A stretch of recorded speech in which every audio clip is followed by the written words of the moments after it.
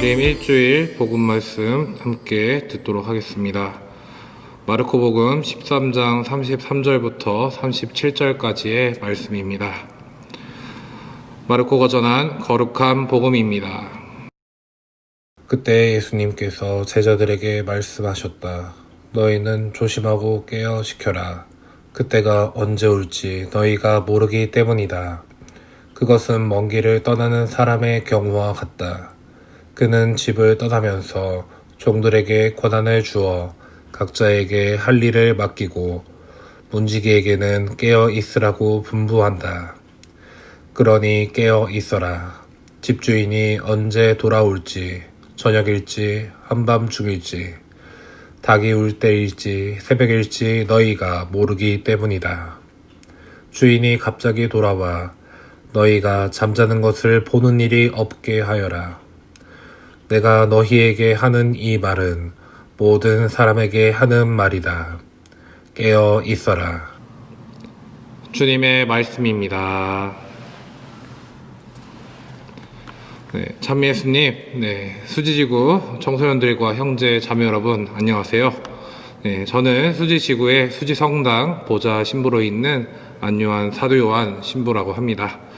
코로나19로 인해서 올 한 해는 정말로 많은 것들이 멈추어 있었던 바람에 너무나 많이 아쉽고 또 너무 쉽게 흘려버린 시간들이 아까운 분들이 많으실 거라는 생각이 듭니다.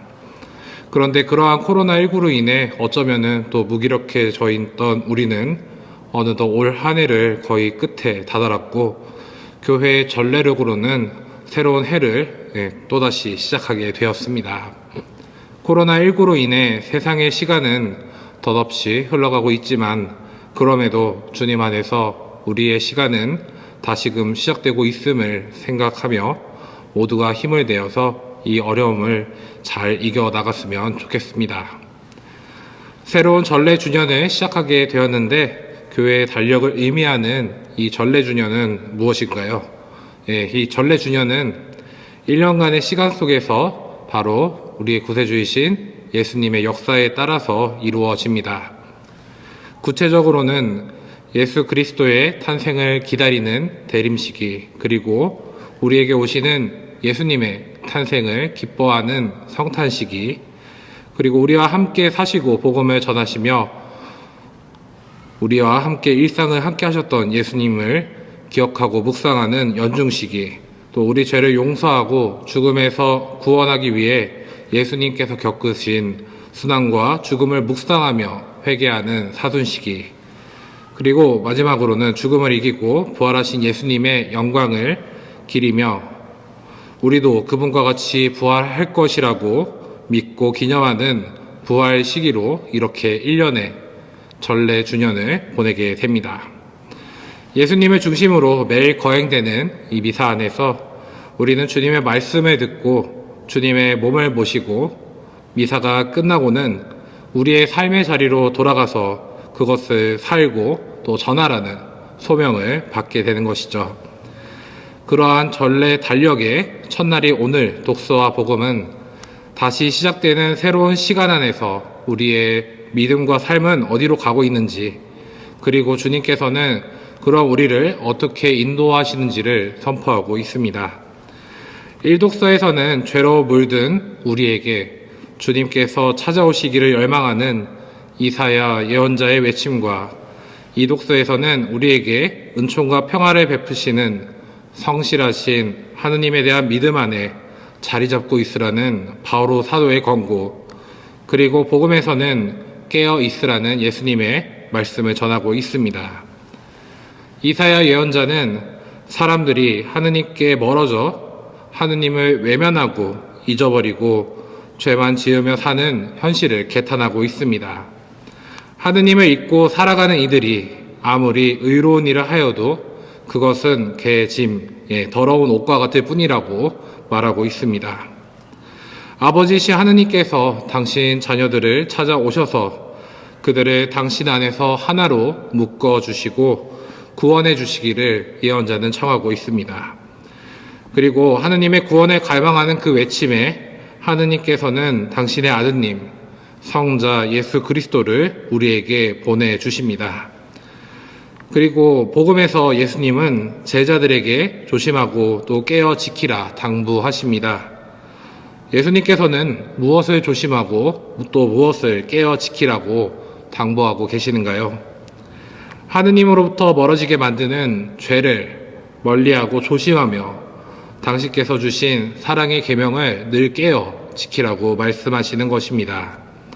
또한 그것은 예수님께서 다시 오실 때가 언제일지 모르기 때문에 말씀하시는 것입니다. 그러면서 비유를 하나 들려주시죠. 주인이 집을 떠나 종들에게 권한을 주어 각자의 일을 맡기고 문지기에게는 깨어 있으라고 명령합니다. 이 비유에서 종들이 주인을 좋아하고 또 주인의 말에 따라 맡겨진 일들을 잘 할 때 주인이 오는 것은 그들에게 기쁨이고 축복일 것입니다. 그러나 종들이 주인을 미워하고 맡겨진 일들을 멀리할 때 그때에 주인이 오는 것은 그들에게 불행이며 슬픔이며 재앙이 될 것이죠. 우리 또한 비슷합니다. 예수님은 우리에게 하느님의 사랑을 전하고 또 이웃을 사랑하라 말씀하시고 사랑하며 살아갈 책임을 맡겨주셨습니다. 우리가 하느님을 사랑하고 이웃을 사랑하며 살아갈 때에 하느님께서 오시기만을 기다리며 또 하느님의 오심이 그럼 우리에게는 기쁨이고 행복으로 다가올 것입니다. 그러나 우리가 하느님 말씀을 듣고도 하느님 사랑이나 이웃 사랑과는 무관하게 세상의 가치만 따라서 살고 내 욕심, 내 이기심, 나의 미움 안에서 그것에만 따라 살 때에 하느님께서 오시는 것은 우리에게는 그렇게 큰 기쁨이 되지 못할 것입니다. 우리가 하느님 말씀 안에 머무르고 하느님 말씀에 따라 살 때, 하느님 말씀을 깨어 지킬 때 예수님께서 오심이 나에게는 기쁨이 될 것입니다. 예수님께서 우리에게 오심을 기다리는 대림 시기입니다. 이제 성탄까지는 4주가량 남았습니다. 앞에 켜진 대림초가 하나씩 밝아질 때마다 우리에게 오시는 예수님을 맞이하는 기쁨이 더 커짐을 또 의미하고 있는 것이죠. 예수님께서 오신다는 것, 그것이 나에게 진정으로 기쁨이 되어가고 있는지 우리는 이 대림 시기를 지내면서 묵상해 보아야 하겠습니다. 예수님은 아무 능력도 없는 나에게 그런 이제 주님을 사랑하고 이웃을 사랑하도록 또 당신을 맞이할 준비를 하도록 그렇게 일을 맡겨주신 것이 아닙니다. 우리에게 이미 주님께서는 우리 안에 사랑할 능력을 주셨고 또 내가 사랑해야 할 사람을 주셨고 나에게 사랑할 수 있는 기회를 마련해 주셨습니다. 이 독서에서 바오로 사도가 고백하듯이 하느님께서 그리스도를 통해 우리에게 부족함 없이 은사를 베풀어 주시어 주님께서 오실 날에 흠잡을 데 없게 해주실 것임을 약속하십니다. 우리는 세례를 통해 그리고 미사를 통해 나누는 이 친교를 통해 하느님의 자녀로 살아갑니다. 그저 종일 뿐이라면 주인이 오는 것에 부담스럽고 싫겠지만 우리를 너무나 사랑하시는 분께서 오시는 것이기에 우리는 기쁘게 주님을 맞이하기 위해 주님께서 주신 사랑의 계명을 더 잘 깨어 지키며 준비해야 하겠습니다. 이번 한 주간 주님 은총 안에서 새롭게 시작되는 우리의 시간을 소중히 여기며 주님께 어떠한 사랑의 모습들을 이번 한 해에 봉헌할지 생각하고 또 준비하면서 잘 지내시기를 바랍니다. 그러면 다음에도 유튜브를 통해 또 만나 뵙겠습니다.